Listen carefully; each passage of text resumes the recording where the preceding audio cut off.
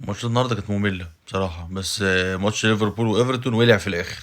يعني ايه، حصلت عركة كده وناس دخلوا يدبوا في بعض، ولا واللي هو مش الضرب اللي هو بتاع زق اللعيبة لبعض، لا هو في تلطيش واقلام وغباوة يعني، وشد من التيشيرتات وبتاع. فده الاكشن اللي حصل. بس الماتش كان ممل بصراحة برضو، يعني اغلب وقته كل الفريقين خايفين من بعض، كل فريق خايف يبادر. فبس انت عندك برضو يعني واحد والله العظيم مش عارف يقول عليه محمد صلاح، بعيدا عن كانه كإنسان يعني. هو لا هو راجل يعني عامل اسيست وجايب جون، عامل كل اللي عليه. بس هم ما عرفوش بقى يحافظوا على الجون ده في اخر دقيقة، للاسف لبسوا جون الدقيقة 97 دخل جون، وكان 5 دقايق. بس اوكي تمام يعني. على الشيء التاني بقى، ان الشامبيونز ليج ما حدش بص عليه يعني، ما اعتقدش مثلا حتى مشجعين اي سي ميلان او بايرن اتفرجوا على الماتشات يعني، الموضوع ما حدش كان فارق معاه. بس يعني بايرن ميونخ كسب 2-1.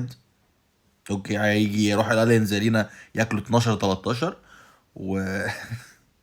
والميلان خسر 1-0 من فاينورد. والله العظيم ميلان ده فريق مهزأ.